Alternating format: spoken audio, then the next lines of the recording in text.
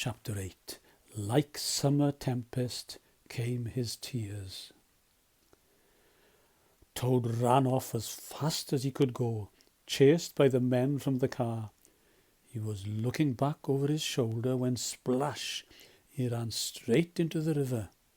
Breathless and spluttering, he floated along a little way with the stream, and presently he saw a big dark hole in the river bank. It was Rat's house, and Rat was there to rescue him.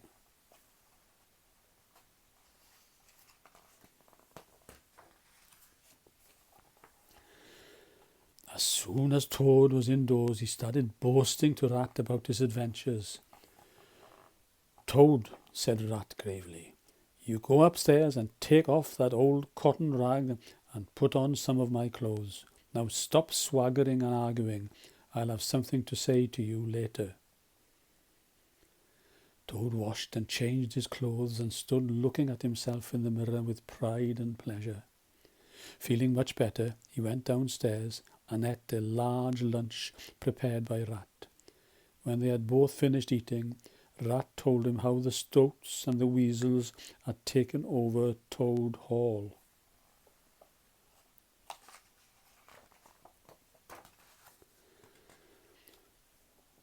"I'll jolly well see about that," said Toad, grabbing a stick and marching rapidly down the road to Toad Hall. But when he got to the front gate, a yellow ferret with a gun suddenly popped out and fired at Toad. Bang! And a bullet whistled over his head. But Toad was not going to give in. He went back to Rat's house.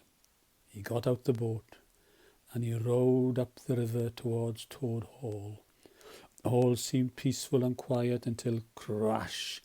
A great stone thrown from the bridge smashed through the bottom of the boat, and it sank.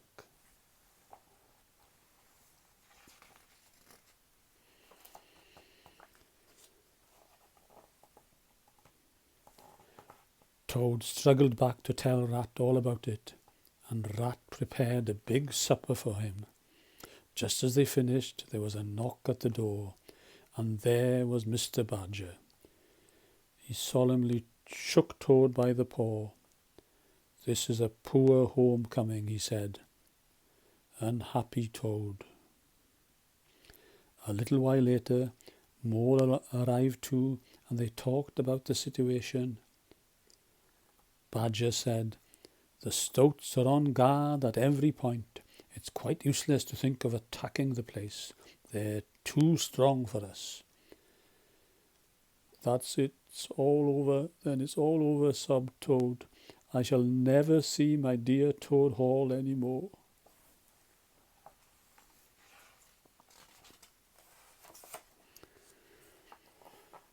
"Cheer up, Toady," cried Badger encouragingly.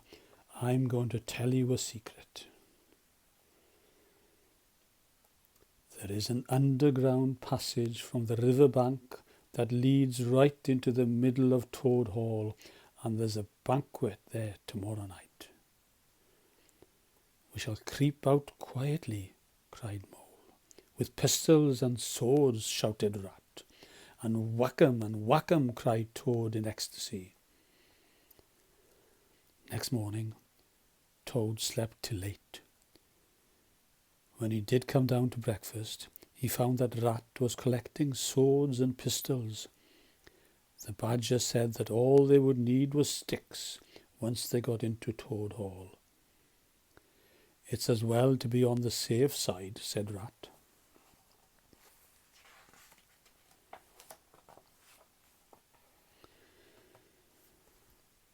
Then Mole came in. He told them that he had been up to Toad Hall, dressed in the old washerwoman's dress. He had spoken to the guards and told them that all the animals were going to attack Toad Hall from the outside. "Oh, you silly ass, Mole," cried Toad. "You've been and spoilt everything." But Badger could see the sense in what Mole had done. "Good, Mole," he said approvingly. This made Toad a bit jealous, especially because he could not make out what it was that Mole had done that was so clever. So Mole took him outside and made Toad tell him about all his adventures from beginning to end.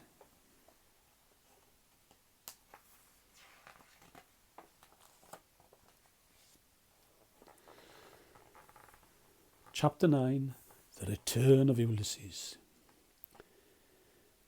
When it began to grow dark, they all assembled in Rat's parlour, and Rat gave each one his sword and pistols. But Badger just laughed good-humouredly. "I'm going to do all I've got to do with this here stick," he said. When they were ready, Badger took a lantern and led them along by the river and then into a hole in the river bank. Mole and Rat followed silently, but when it came to Toad's turn, of course he managed to slip and fell into the water. He was hauled out by his friends, but Badger was very cross.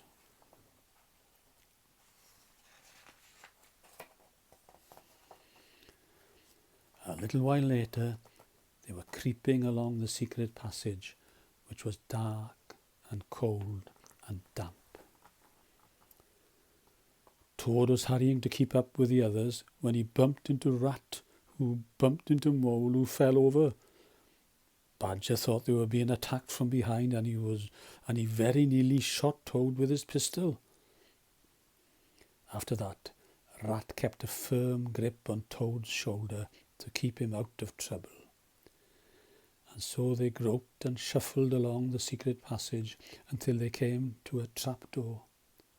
Badger said, "Now, boys, all together." They found themselves in the pantry with only a door between them and the banqueting hall. They could hear the weasels cheering and singing. Badger cried, "Follow me," and he flung the door wide open.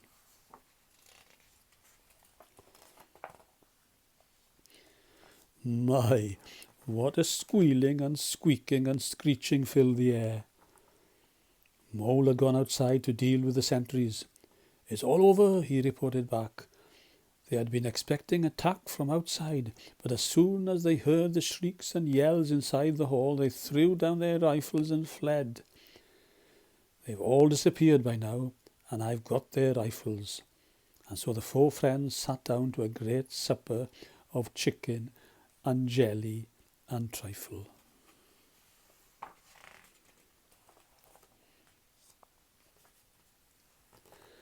After all this excitement, the four animals continued to be friends. They would often take a stroll together in the wild wood, and it was pleasing to see how the mother weasels would bring out their young ones and point them out. "There goes the great Mr. Toad, and the gallant water rat, and the famous Mr. Mole," they would say. And when their children were naughty, they would tell them that the terrible grey badger would come and get them if they didn't behave themselves, which was a little unfair on Badger because he was rather fond of children, but it never failed.